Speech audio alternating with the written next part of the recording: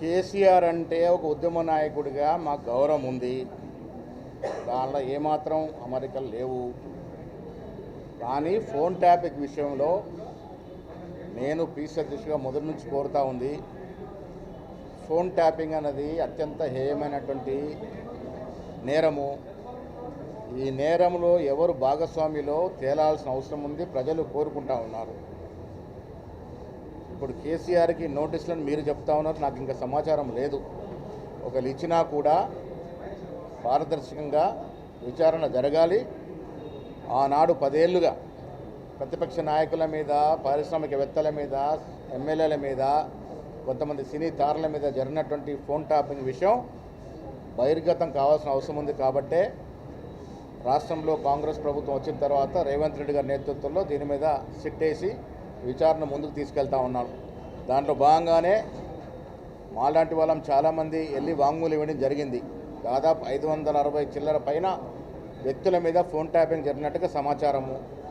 So దాంట్లో భాగంగా కేటీఆర్ గారిని, హరీష్ రావు గారిని విచారించినారు. జరిగినటువంటి వాస్తవాలు తెలుసుకోవడానికి సిట్టు ఎవరెవరినైతే పిలిచి విచారించాలనుకుంటుందో విచారించవచ్చు. సిట్ పరిధిలో ఎవరిని పిలిచినా వారు వచ్చి వారు సమాచారం ఇస్తే కొంత పారదర్శకంగా వాస్తవాలు బయటకు వచ్చే అవకాశం ఉంటుంది. కానీ కేసీఆర్ గతంలో మాట్లాడుతూ ఇంటెలిజెన్స్ ఆఫీసర్ అనేటువంటి ఉంటాడు, దానికి రోజు ఒక డైలీ బ్రీఫింగ్ ఇస్తాడు, దానికి సోర్స్కి నాకేం సంబంధం అనేది కేసీఆర్ చెప్పారు. కేసీఆర్ గారు ఆనాడు ముఖ్యమంత్రిగా ఉన్నారు. ముఖ్యమంత్రి గారి ప్రమేయమో లేక వారి కింద ఉన్నటువంటి ఇంపార్టెంట్ పోర్ట్ఫోలియో నిర్వహిస్తున్న మంత్రుల ప్రమేయమో లేకుండా అధికారులు అంత సాహసం చేసి ఫోన్ ట్యాపింగ్కు పాల్పడేటువంటి పరిస్థితులు ఉండవు. ఆనాడు ప్రభుత్వంలో ఒక నిర్ణయం తీసుకొని ఉంటేనే ఆ నిర్ణయం ప్రకారమే పోలీస్ అధికారులు యాక్ట్ చేస్తున్నారని మేము అనుకుంటా ఉన్నాం. ఏదేమైనా సిట్ విచారణ సంపూర్ణంగా జరిగితే తప్ప వాస్తవాలు రావు. అంతవరకు ఎవరిని కూడా మేము దోషులు అనుకోలేము. వాస్తవాలు బయటికి రావాలి.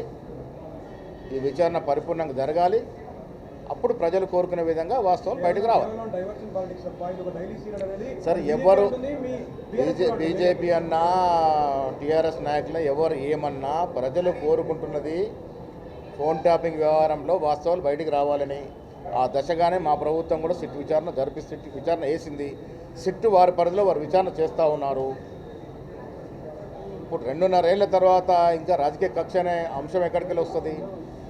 దీంట్లో ఎవరి మీద కూడా రాజకీయ కక్ష లేదు, రాజకీయ దురుద్దేశం లేదు. మేము కోరుకునే వాస్తవాలు బయటికి రావాలి. ఇప్పుడు సిట్ గురించి మాట్లాడుతూ ఉన్నాం. మున్సిపల్ ఎన్నికల్లో మేము 75% నుంచి 90% మధ్య గెలుస్తూ ఉన్నాము. ఇంకా దీంట్లో డైవర్షన్ పాలిటిక్స్ చేయాల్సిన అవసరం లేదు. ప్రజలు మా వెంట ఉన్నారు. ప్రజలు మేము ఇస్తున్న సంక్షేమ అభివృద్ధితో సంతృప్తిగా ఉన్నారు. కాబట్టి సర్పంచ్ ఎన్నికలు ఎలా గెలిచాం అంతకు ఎక్కువగా మున్సిపల్ ఎన్నికలు గెలిచే అవకాశం ఉంది. మున్సిపల్ ఎన్నికల కోసం ఎవరినో డైవర్ట్ చేసి ఏదో డైవర్షన్ పాలిటిక్స్ చేయాల్సిన అవసరం అసలే లేదు. క్లారిటీతో మెజారిటీతో ఉన్నాము. మున్సిపల్ ఎన్నికల్లో క్లారిటీతో గెలుస్తూ ఉన్నాము. అన్నీ కూడా సంబంధితుల ఇన్ఛార్జ్ మంత్రివర్యులు ఉన్నారు. అంతా సీనియర్ మోస్ట్ మంత్రులు ఇన్ఛార్జిగా ఉన్నారు. వారు సరైన సమయంలో సరైన నిర్ణయం తీసుకుంటారు.